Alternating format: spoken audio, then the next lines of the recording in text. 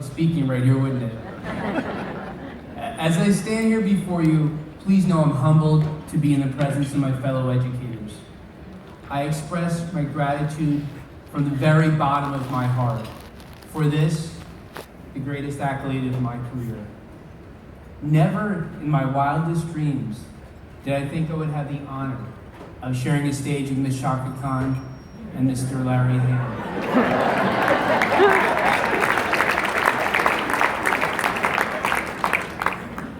I also want to thank my wife for being every woman to me. That's the what I was thinking, be every woman.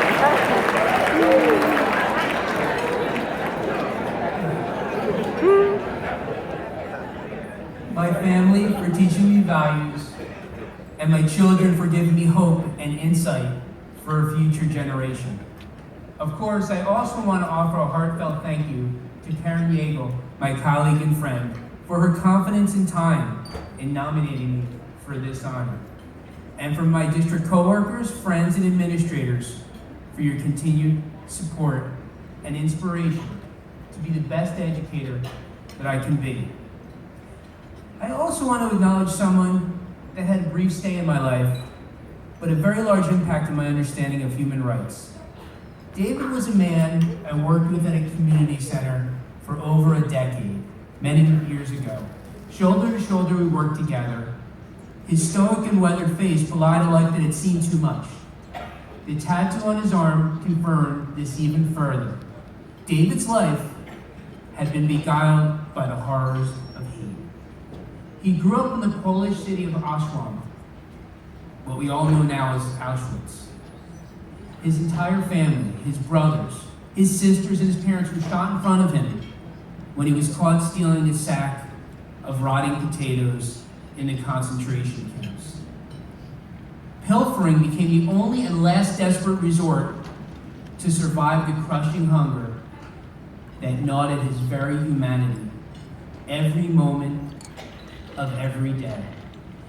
When I found out I'd be speaking tonight, I tried to reach out to David's family, hoping to gain some more clarity of the events that happened so many years ago.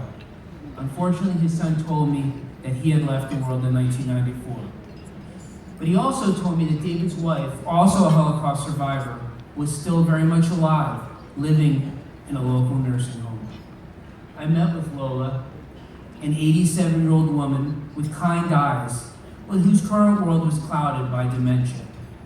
When we discussed the Holocaust, however, her memory came into sharp focus as she said, "You never forget something so terrible."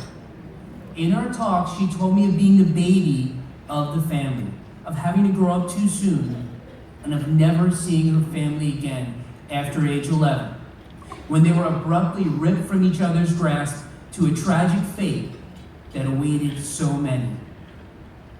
When I told her I would be speaking tonight to you, she encouraged me to tell you to always remember and wanted the next generation to know you are stronger than you realize. And because during those dark days, she realized she had to be.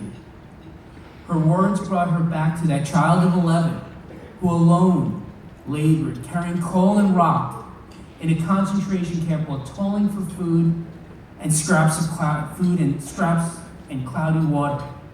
I wonder if our modern society's lens is clouded with its own fog of dementia. See, fear still leads to hate, and hate leads to closed minds and hearts. Better said, Martin Luther King Jr. once remarked, "People fail to get along because they fear each other. They fear each other because they don't know each other. And they don't know each other because they have not communicated with each other." We must caution our society to not take for granted public education that is offered in our great country. We need to be ever vigilant to remind them that in other regions of the world, education is limited to a perilous few. And for some, the human right of education is guarded for fear that learning will lead to yearning for a better life.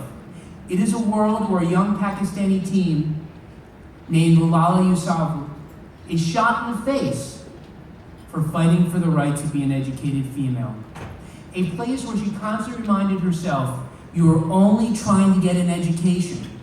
You are not committing a crime. And yet being educated was, in itself, a criminal act, not a vital right. It is our job as teachers, however, to teach our students that the world that is emerging builds its success from struggling to understand and respect others before their acceptance and respect of your own views. See, it does not come from a Facebook post, a tweet, or a text. As educators, we are the ones who instruct on character. In a world where some celebrities say it is not my job to teach character to the hordes of children that look up to them, where some celebrities display character so shallow, a no diving sign should be placed upon their heads. We must celebrate the education of character. We need more stars like Ms. Shaka Khan, whose foundation provides an inspirational hand to children and families who are at risk to reach and tap their fullest potential. As educators, we are all teachers of history. We have an obligation to teach the history of what has occurred in our past, when intolerance, hatred, and inequality were allowed to run rampant. In doing so, we teach to a future that expects better than our worst mistakes of the past. As educators, we are the advocates that speak for children who are left behind, saddled with obstacles we can never imagine. Children who don't have their tears wiped away, whose artwork does not appear in anyone's refrigerator, and whose nightmares come in the light of day, who are lost with only things to run from and nothing to run to. We owe these students the right to be picked back up, wiped off, and provided as much support as possible in their preparation for success. Next week, we will again open the doors to our schools. Please know on the other side of those doors is our future. As students fill our hallways, so do the hopes, dreams, and aspirations of a new world that we may only have a glance of.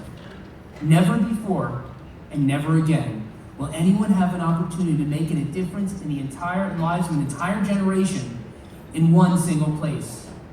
These students will come through your doors, but once they leave, they will scatter and sow the seeds of the lessons we teach in places we've never been or may never go. Our children and our grandchildren will reap the harvest of a blooming world of renewed peace, tolerance, and coexistence in a way never fully realized in our lifetime. You, my friends, are the hands that fan the flames of a bright future, and I thank you for all you do. Thank you for honoring me and allowing me for being a part of your educator family and for your time tonight. Please know I will do my very best to honor you and the lofty attributes this award aspires to. Finally, I want to thank the NJEA, the Executive Board, and the Civil Rights Committee for their nomination, planning this great night, and for always seeking the human right of each of our children in New Jersey to get the very best education possible. Thank you very much.